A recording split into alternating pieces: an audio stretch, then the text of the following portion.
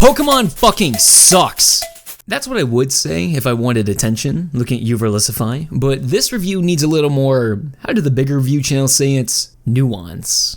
On one hand, this was a really fun game. It has a refreshing gameplay loop that got me through to the end. The problem is that these recent games are nowhere near the quality they should be at. Pokemon is the highest grossing franchise in history. Now, knowing that, you would think with more money and experience these games would be better than ever, but they aren't. They are rushed, unfulfilled cash grabs for an audience that does not care about a quality product. And Legends Arceus is just that.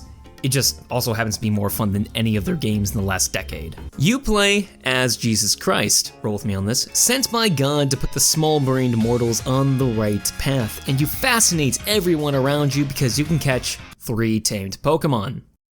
So, you are tasked with completing the first ever Pokedex. And it's a nice change of pace from grinding for an hour to fight one gym leader, but just relax in some grass and chuck balls. And it's really fun to do different tasks, slowly unlocking dex entries. It feels like you're unraveling the mysteries of these creatures that you've known for your entire life for the very first time. And the side quests aligned well with this goal. Like, you got this Mr. Mime here who sets up invisible walls, you need to navigate your way to capture it. It's great stuff. However, there was a moronic decision to have the player catch a Mon 25 times in order to get a 100% completion.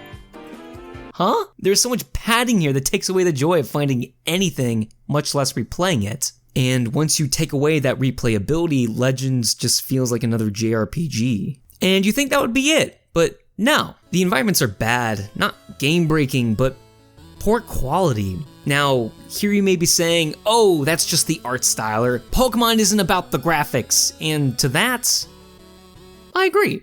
We don't need insane graphics to make a world look interesting. Psychonauts and Breath of the Wild are perfect examples of this. However, that doesn't mean low effort.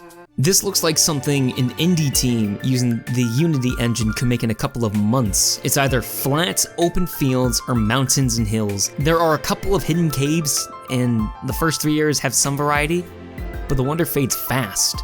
One thing I do like is the movement. Except flying, they somehow made that not fun, even though they did it 8 years ago. Once you get your first mount, a bunch of exploration is unlocked and everything feels faster, and even though some areas seem to be blocked off, you can just Skyrim horse your way up. But the optimal strategy is to fly around on your glider and scout out all the areas. It isn't hard to see this was a rushed game that was artificially lengthened, but it was still fun. The cutscenes were long and boring, but were ironically funny. I got some good laughs from this kid who has the best Pogger's face, and this guy who turns into Alex Jones towards the end, and it's hilarious. I came into this game extraordinarily skeptical, and I came out uncertain on my opinion. This is unfortunately the best Pokemon game to come out in about a decade, and I think what they have here is promising. Each region has its own lore and can be expanded on, and I can easily see a Unova or Kalos Legends game in the future. You know, after they sell you $30 DLC packs. With an ever-expanding number of new Pokemon, forms, and regional variants, I really don't see how Game Freak can keep up releasing new game after new game, and this has a lot of promise to stave off fans. However, I feel like we as fans deserved better. Tens of millions of people, both young and old, sacrifice a good deal of time and money for this series, and I feel like we should be given quality games, but we haven't.